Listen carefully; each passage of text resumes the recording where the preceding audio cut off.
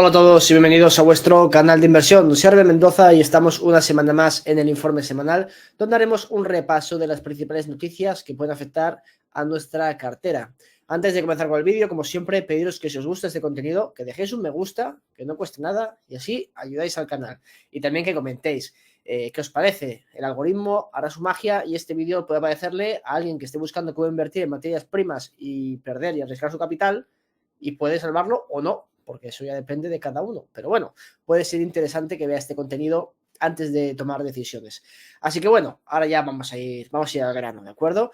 Ha sido una semana muy buena, o sea, vamos a reconocerlo. Todavía estamos en agosto, se está acabando el verano, la gente está ya un poquito más deprimida, pero el mercado no. El mercado dice, escúchame que todavía te queda una semana de vacaciones, tranquilízate, sal de fiesta, consume, que las cosas no están tan mal. Pero cuidado, que hay señales mixtas como siempre y aquí vamos a comentarlas. El mercado se ha comportado muy bien. Estamos por encima de los 4.500 puntos. Joder, si hubieses comprado las bajadas de estos meses, pues hubieses tenido una rentabilidad decente. Ha sido una muy buena semana para Standard & Poor's. Ya vemos que ha tenido una recuperación, sobre todo a principios, bastante importante. Pero tenemos cositas que comienzan a chirriarnos un poquito, ¿de acuerdo? Si es cierto que el sentimiento está mejor, como digo, el mercado dice, escúchame, que es verano, sal, pásatelo bien, chiringuitos, fiesta, playa, pero estaba más deprimido hace unos meses, quizá porque venía un temporal o lo que sea, pero vemos que el sentimiento pues ha mejorado significativamente. Como vemos, pasamos de 47 puntos, estamos ya en la neutralidad, incluso hace ya el cierre anterior, ¿no? Estaba más neutral, ahora ya ha pasado a la positividad, está positivo, está en 56 puntos, estamos en la avaricia, mercado más positivo. Como digo, el precio genera narrativa. Y sí, es cierto.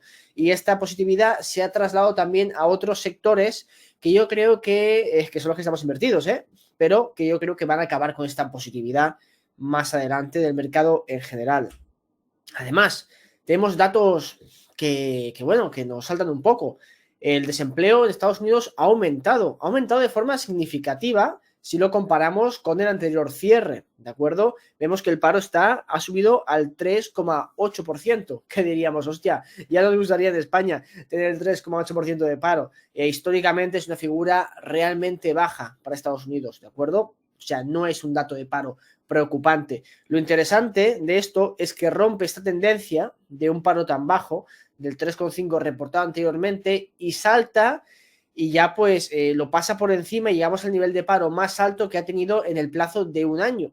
Como podéis ver, en octubre de 2022 estaba al 3,7, a partir de ahí ha ido bajando, ha tenido algún repunte, pero ahora ya hemos sobrepasado este nivel y parece ser que a medida que se va acabando el verano, a medida que se va acabando el consumo, este paro comienza a subir. De hecho, ha petado las expectativas porque se esperaba que se reportase un 3,5 de paro, como el reportado anteriormente, ese era el consenso, y ha subido a un 3,8%, que es un dato, como digo, elevado si lo comparamos con la visión de un año atrás, ¿de acuerdo? O unos meses atrás.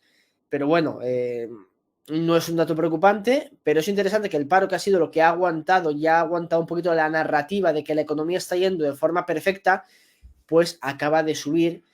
Y quizás se ven estos lag effects, estos efectos que vienen con retraso de las subidas de tipos y que afectan a la economía y que la van a acabar por ralentizar, y esto se va a trasladar a los mercados, ya también por el descuento de flujos de caja con interés más alto que comentamos en el informe semanal anterior, si no recuerdo mal.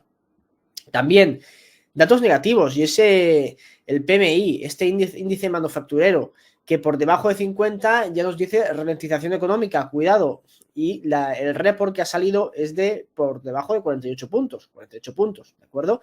Por lo tanto, es un dato bastante más negativo del que teníamos el mes anterior. Esto, con el repunte del desempleo, pues pueden darnos unas señales interesantes. Además, pensemos que los tipos de interés siguen a niveles históricamente altos, ¿no? Y esto afecta a las empresas. Vemos el nivel de bancarrotas empresariales, cómo se ha disparado, y este año estamos en niveles récord, o sea, unos niveles bastante importantes. Todavía no podemos ver hasta dónde va a llegar. De hecho, aquí si lo vemos, llega a los niveles, estos reportados en julio, llega a niveles que tuvimos la pandemia, ¿de acuerdo? Ya niveles casi de la gran crisis financiera. Además, los principales sectores es a nivel de consumo e industrial, que es donde en el PMI está viendo, sobre todo a nivel industrial, esta desaceleración económica que estamos teniendo en Estados Unidos, ¿de acuerdo? Que todavía no es palpable, todavía no se acaba de dejar ver. En Europa sí que se ve de forma muchísimo más clara, pero en Estados Unidos, que al final es lo que nos importa, quien va a dictar un poquito la política, bueno, quien va a dictar un poquito, no, quien dicta la política monetaria y mundial, pues nos interesa más. Y vemos este repunte de las quiebras que es debido también, pues esto, a este repunte tan fuerte, bueno, repunte, esta subida tan fuerte de los tipos de interés. Y aquí se podría establecer un paralelismo con los tipos de interés, lo que van a hacer los precios del petróleo, que hablaremos ahora un poquito más tarde, y la gran crisis financiera, ¿de acuerdo? No es por meter miedo a nadie, no es por acojonaros, pero sí que se puede establecer este paralelismo, que no digo que la situación es igual, ni muchísimo menos, pero bueno, es algo curioso que podemos ver. Ya sabéis que no soy un permavir ni un acólito del mercado bajista, pero de todas formas, creo que sí que estamos en una situación en la que esto provoca caídas. Y es que veis aquí, porque os he puesto una franja de tiempo más baja, crisis del 2000, cataplam, 2008, cataplam, antes del COVID y tal, cataplam también. O sea, todo esto provoca problemas. El COVID, dejadlo aparte, porque no es un ejemplo claro de que los tipos de interés afectasen, aunque casi rompen un poquito el mercado, y esto hizo la Fed rectificar antes de tiempo, ¿de acuerdo? Pero bueno, los tipos de interés siguen muy altos, temas de refinanciación, pues con estos tipos rozando casi el 6%, pues duele muchísimo, las hipotecas están a niveles disparados, la deuda, tarjetas de crédito están en niveles máximos con intereses medios del 22,5%, una auténtica salvajada, y tenemos el tema de las demoras del pago de la deuda estudiantil, etcétera, etcétera, que se calcula que el 40% de las personas la va a impagar. Más leña al fuego al final. Entonces tenemos ciertos problemas que se van a ver y van a repercutir en demás factores que vamos a ir viendo cómo evolucionan. Y esto al final, ¿dónde se traduce? Aquí, en el índice, en Standard & Poor's y en los demás índices y acciones, pero esto se acaba traduciendo aquí, cuando los beneficios empresariales bajan, cuando el tipo de descuento libre de riesgo aumenta, que es el tipo de los fondos de la FED, aumentas normalmente el bono a 10 años, tienes que descontar los flujos de caja a un nivel más elevado, pues el valor presente de esos flujos de caja es menor. Entonces, cataplam, corrección de múltiplos y nos vamos un poquito al hoyo. Y es que el mercado está descontando de que los tipos de interés van a bajar rápido y se van a mantener bajos. Cuando yo no estoy tan seguro de esto, yo creo que los tipos de interés, quizá los niveles que estamos ahora no van a bajar. De hecho, desde la Fed de Atlanta ya han dicho que debido, bueno, el IPC sale bastante elevado por temas de retraso de ajuste de alquileres, precios de vivienda, que todavía no lo hemos visto colapsar, pero cuando eso baje con fuerza, veremos cómo el IPC baja con fuerza y veremos también cómo los tipos de interés terminan bajando, ¿de acuerdo? Pero yo creo que la Fed, por una parte, también quiere mantener, obviamente, su credibilidad y va a mantener los tipos de interés elevados durante más tiempo. Igual que se pasó de bajada con unos tipos tan bajos al 0% durante demasiado tiempo, creo que se va a pasar de subida y de hecho creo que ya se ha pasado de subida y quizá tendremos los tipos de interés altos, veremos ahora en septiembre si suben los tipos, yo creo que sí que es posible que suban un 25% más, nos moriríamos, pero un 0,25 puntos básicos más, ¿de acuerdo? Sí que es posible que suban, pero yo creo que estamos ya al límite, creo que los tipos de interés no van a subir más y creo que puede ser interesante posicionarse en bonos tanto a largo como a corto plazo, porque dudo que los tipos de interés suban más, sí que creo que se van a mantener relativamente altos, quizás no estos niveles, pero quizás sí que al 4%, porque la inflación dudo que remita tanto, sí que estamos viendo presiones deflacionistas, bueno, deflacionistas entre comillas, porque yo no creo que haya deflación ni por asomo, creo que la inflación es permanente, o es que al gobierno le interesa que sea así, pero sí que veremos un crecimiento más lento de esta tasa de crecimiento, ¿de acuerdo? Entonces creo que quizá los tipos sí que pueden mantenerse a unos niveles más bajos, del 3-4%. Esto para estar invertido en bonos, pues no está mal. Y ahora mismo con bonos a corto plazo, a 3 meses, si obtienes un 5,5% de rentabilidad en dólares, a nivel anualizado, ¿entiendes?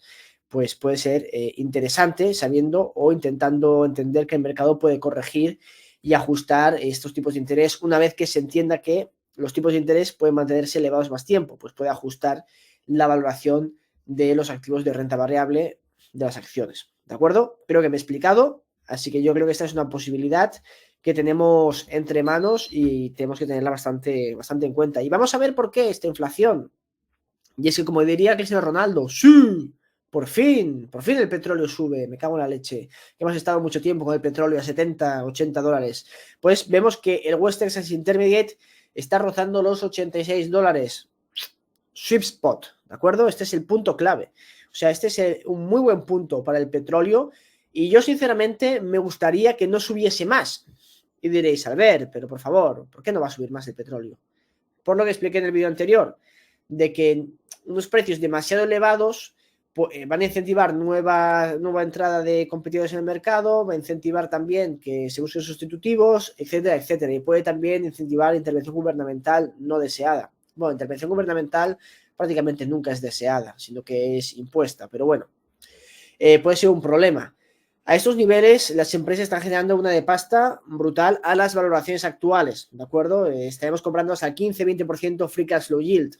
Y me dijisteis, decidme empresas, muchas que hemos comentado, IPCO, MEC Energy, por decir un par. Y de hecho, os recomiendo que miréis este vídeo que he publicado en Análisis de Inversión, el canal de Análisis de Inversión para el podcast By the Deep, que entrevistamos a Jorge Arjona, que es un experto en petróleo, y os va a explicar muy bien cuál es la situación actual del mercado. Y además también os va a presentar varias empresas y cómo él las valora y hace la rotación en cartera de estas empresas por los múltiplos y etcétera, etcétera. Bueno, no os hago spoiler. Mirad el vídeo, que es un podcast que nos hemos currado bastante y que os va a gustar. De hecho, lo está petando. Ya veis que tiene más de 5.000 visitas en 3 días. O sea que increíble. Pero bueno, el precio del petróleo ha subido, está bastante bien, el Brent está más alto y estos niveles son realmente buenos para todas las empresas que tenemos en cartera y ojalá se mantengan a estos niveles. Así que bueno, esto se va a trasladar, como digo, y lo hemos comentado mucho, como una mancha de aceite a la economía, porque esto es el input principal en la economía.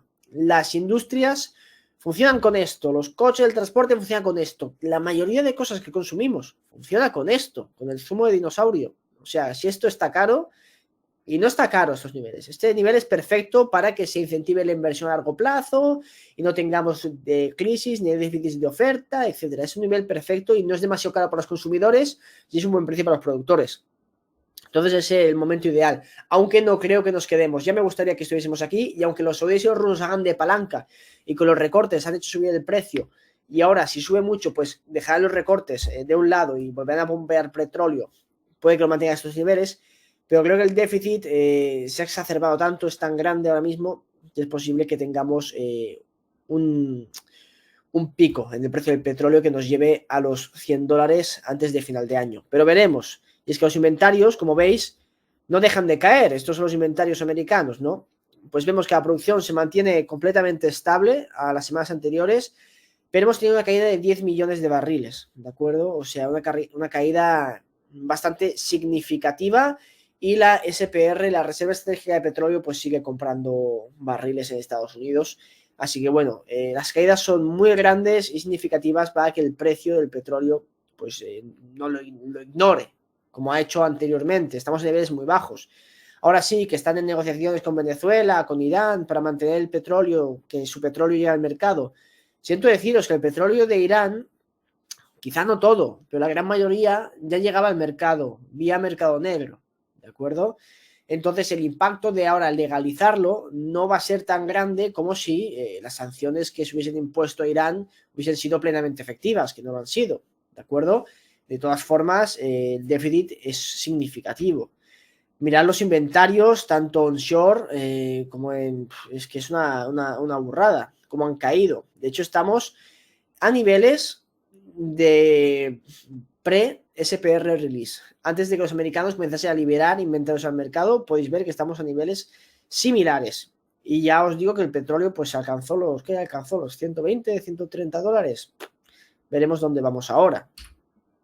Y bueno, hablando de subidas del precio de energía, esto es increíble, y es que por fin el uranio está vivo, y aunque sigiloso y poquito a poquito, y llevamos ya un año que no ha pasado nada, y muchos estabais aquí en el canal comentando, este sector es una auténtica basura, aquí no hay dinero que hacer, entré en el sector, he perdido el 50% de mi cartera, que está invertida en el sector, me voy de aquí. Y es que ya os lo digo, es que normalmente ocurre lo mismo y le ocurre a todo el mundo, que entras en el pico y tienes que salirte en el pico, no tienes que quedarte. Aquí llevamos hablando del uranio desde 2019, aproximadamente. Y podéis ver desde 2019 a 2020 qué ha hecho, qué ha pasado el uranio, que ha pasado de por debajo de $25, llegó a los $65. O sea, hicimos más de un por dos en el precio del uranio, y muchas empresas que he comentado, como Global Atomic, que ahora está pasando malos momentos, pero Denison Mines, NextGen, yo qué sé, Laramide Resources, Energy Fuels, se han hecho un por 10 o se hicieron un por 10. Entonces, no podéis decir que este sector os ha defraudado o que no os da lo que quiere. Obviamente, si entrasteis en $60 a principios de 2022, no os ha dado lo que queréis, porque vuestras acciones han caído un 40, un 30%. Pero es que habéis entrado tarde. Y esto está dentro de un bull market, pero los bull markets tienen subidas y bajadas. Un bull market, un mercado alcista, no es un mercado recto en el que digas compro ahora y esto se va a ir a 80 directamente. De hecho, del anterior tenemos caídas en acciones del 90-80% y aún así se hicieron un por 1000, ¿de acuerdo? Entonces, esto tenerlo en cuenta, que si entras en el pico no puedes esperar obtener la rentabilidad de alguien que entró con el uranio 25, que es cuando empezamos a comentarlo en este canal, hace ya mucho tiempo, ¿de acuerdo? Entonces, el mercado te ha dado un periodo de tiempo para posicionarte, de hecho te ha dado un periodo de tiempo de un año para posicionarte en este mercado alcista, y es lo que hemos hecho. De hecho, pues hace poco compré Cameco, hace cosa de un mes, cuando todavía no había comenzado el repunte del sector, y fue chorra, no porque yo haya adivinado el momento exacto del repunte, sino porque vendí Global Atomic por los motivos que ya comenté y compré un poquito más de Cameco, que creo que va a ser de los principales beneficiados de este sector, a medida que ahora despierte el sector y entre nuevo flujo de capital, ¿de acuerdo? Va a ser la primera empresa. Cuando alguien no sea del sector, buscará cómo invertir en uranio. Las más grandes, Cameco, Kazatomprom está en Kazajstán, soy americano, ¿dónde coño está esto? Ahí está Borat o qué. Pues bueno, pues voy directamente y compro Cameco, que es la canadiense que tengo aquí al lado de casa, ¿de acuerdo? Entonces tiene todo el sentido del mundo. No he explicado así, pero sí también tiene el tamaño ideal para los fondos de inversión. No van a comprarse un Energy Fuels, que son pocos millones. Ahora no sé cuánto capitalizará, un billón como mucho, creo que ni eso. Quizá es que es el primero en la cadena de inversión, Cameco, que son 22 así, billion, no lo digo de cabeza. Pero bueno, que es interesante para un fondo que maneja 1.000 millones, 500 millones, pues 3.000 millones va a comprar este tipo de empresas. No va a comprar una empresa que capitaliza 100 millones y no puede construir una posición porque no tiene liquidez y no puede salirse en el momento que quiera salirse. Entonces, Cameco va a ser la principal beneficiada y por eso la he comprado. Después de esto se va a ir extendiendo hacia abajo, ¿de acuerdo? Hacia empresas más pequeñas. Pero esta yo creo que es la posición ideal de cara al principio. Y estos valles, estas oportunidades, el mercado te lo ha dado también. Nos lo ha dado después de 2020, ¿no? Que subió de 25 a $35. Tuvimos un año prácticamente de caída del precio del uranio en el que pudimos comprar. Y después tuvimos la fuerte subida en 2022. Ya hemos tenido esta corrección y es posible que veamos la siguiente subida del uranio en $70-80. Muchas empresas se van a hacer un por 2, un por 3. Obviamente no te vas a hacer el por 50 que te podrías hacer si hubieses comprado en el mínimo de 2020, pero sigue siendo una muy buena rentabilidad y es un sector clave de cara al futuro. Ya empiezan dos diapositivas, las dos últimas, un poquito más políticas, ¿no? Que si no os gusta este tema, pues lo podemos dejar de lado y podéis dejar el vídeo. Pasar al final, dejar un like, un comentario y ya está. Pero creo que es interesante también para reírnos un poquito, ¿no? Y es que esto me ha parecido muy gracioso, entre comillas, ¿no? Y es que los alemanes están desmantelando un parque eólico para ampliar una mina de carbón. Y es que esto nos lleva a la Green Agenda, la agenda verde estúpida esta que seguimos en Europa y en Occidente, de descarbonizar la economía y a saber qué significa eso también, porque no vas a acabar con el carbono, sino pues también acabarías con la vida. Pero esta introducción forzosa de las energías renovables, que ha sido un total fracaso y ha hecho que nuestra industria sea mucho menos competitiva de la de los demás países. Y ahora mismo, cuando te estás muriendo, necesitas electricidad, esta energía no te da proporción de forma fiable y tienes que desmantelar estos parques para ampliar tus minas de carbón y contaminar todavía más, lo cual es realmente irónico, que has hecho dos cosas de un plumazo. Has bajado el nivel de vida de los alemanes y además estás contaminando más. O sea, es que es de ser estúpido. Pero bueno, interesante dato. Y esto a mí me ha parecido muy interesante, es que los talibanes dicen que han firmado un contrato valorado en $6.500 millones Y es que es curioso, ¿no? Cuando otros países en Occidente estamos, que no, ahora no entro en moralismo, si está bien o está mal, ¿no? Pensamos, oh, los derechos humanos, hay que intervenir aquí, hay que sancionar esto, hay que hacer tal. Están por otro lado China, Irán, Turquía, sobre todo China lo hace muy bien, firmando contratos pacíficos, entre comillas, ¿no? Con estos países y así obtienen acceso a los recursos que necesitan para desarrollarse. Y además hacen intercambios interesantes. Mira, te hago aquí una autopista low cost, que tengo el know-how, mando a mis trabajadores de hecho para que trabajen fuera, además uso mis trabajadores y genero empleo para mi país porque esas remesas van a volver a China. Uso un poquito de tus empleados locales también para que aprendan y genere un poco de empleo. Te hago una autopista y de paso me das una concesión para explotarte esta mina de litio, esta mina de uranio, esta mina de cobalto, esta mina de estaño, etcétera, etcétera, etcétera. Y así China obtiene control sobre los recursos naturales de estos países porque no es gratis y no es altruista. Y además mejora su percepción dentro de esos países. Esto lo estamos viendo mucho con el tema de los franceses, ¿no? En las antiguas colonias, como yo que sé, Níger ahora mismo, o Burkina Faso, que sale la gente con banderas de Rusia, banderas de China. Y dice, oh, sí, los chinos nos están ayudando a desarrollarnos, etcétera, etcétera, etcétera, como si fuesen almas caritativas, que no lo son. Pero la perspectiva de Occidente, estos han venido aquí a saquearnos, y la perspectiva que tienen ahora mismo de China, estos países, es, hostia, esta gente nos hace carreteras, nos hace escuelas, nos enseña a hacer X, y son muy buena gente, obviamente, a cambio de recursos naturales y permisos, y etcétera, etcétera, ¿no? Pero es una perspectiva mucho mejor y que lubrica las relaciones internacionales. Es una forma más interesante de hacer política. Pero bueno, ¿qué voy a decir yo? Yo no soy politólogo, ¿no? Solo tengo muchas horas al Total War.